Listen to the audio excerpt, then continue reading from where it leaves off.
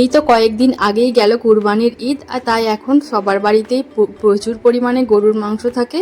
আসসালামু আলাইকুম দর্শক বন্ধুরা, আজ আমি এই গরুর মাংস দিয়ে একটা দারুণ সুন্দর রেসিপি বানিয়ে দেখাবো। আমি আজ দেখাবো মাংসের চাপ কিভাবে বানাতে হয়। তো এর জন্য আমি এখানে 400 গ্রাম গরুর মাংস নিয়েছি, আর মাংসগুলো এইভাবে পাতলা পাতলা করে কেটে নিতে হবে। এবার মাংসগুলোকে আমি শিলনোড়ায় একটু হালকা হাতে থেতলে থেতলে নেব, যেন খুব জোরে এটা থেতো করা যাবে না, তাহলে মাংসগুলো একেবারে ছিঁড়ে যাবে। এই রকম আমি দেখিয়ে দিচ্ছি যেরকম প্রসেসে, এভাবেই আপনারা মাংসগুলো হালকা হাতে থেতো করে নেবে।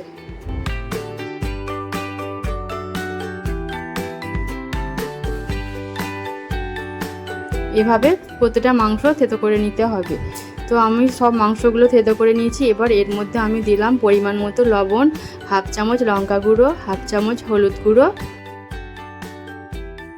হাফ চামচ জিরা গুঁড়ো ও হাফ চামচ ধনিয়া গুঁড়ো, আর এখানে দিলাম গরম মশলা, বিরিয়ানির মশলা, আর দিলাম টক দই হাফ কাপ, আর 2 টেবিল চামচের মতো দিতে হবে এখানে সরষের তেল।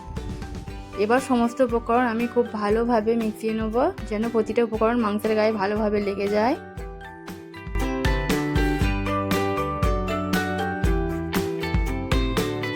আর এবার আমি দিয়ে দিলাম 2 চামচ আদা ও রসুন বাটা। এবার আদা রসুন বাটাটাও এর সঙ্গে খুব ভালো করে মিশিয়ে নিতে হবে।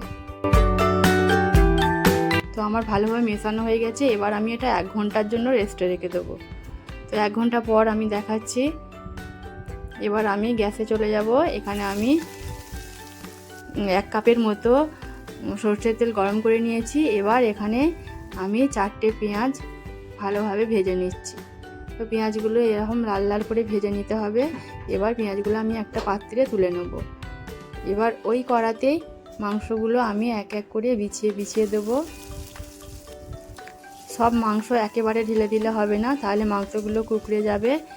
এক এক করে প্রতিটা মাংসকে এভাবে বিছিয়ে বিছিয়ে দিতে হবে। প্রতিটা মাংস এভাবে মেলে নিলাম। এবার এর উপরে দিয়ে দিলাম পেঁয়াজ বেরেস্তাটা। এবার আমি 5 মিনিটের জন্য একটু মাংসটা সেট হতে দেব। 5 মিনিট পর আমি ঢাকনা খুলে দেখাচ্ছি। মাংসটা খুব ভালোভাবে সেট হয়ে গেছে। এবার ওই বাটিটা ধুয়ে আমি 1 বাটির মতন পানি মাংসটায় দিয়ে মাংসটা সেদ্ধ হতে দেবো। 15 থেকে 20 মিনিট পরে মাংসটা সেদ্ধ হয়ে যাবে। মাখো মাখো হয়ে গেলে এর মধ্যে 1 চামচ গোলাপ পানি আর 1 ফোঁটা মিঠা আতর দিয়ে মাখো মাখো করে নিতে হবে। এখানটা আমার স্কিপ হয়ে গেছে, তাই আমি বলে দিচ্ছি। তো রেডি হয়ে গেল মাংসের চাপ। এটা ভাত পরোটার সঙ্গে খেতে খুব ভালো লাগে। যদি ভিডিওটা ভালো লাগে একটা লাইক করবেন, আর আমার চ্যানেলটা সাবস্ক্রাইব করে রাখবেন। বন্ধুদের সঙ্গে বেশি বেশি করে শেয়ার করবেন। আজ তাহলে এই পর্যন্তই, আবার আসছি একটা নতুন ভিডিও নিয়ে। আল্লাহ হাফেজ।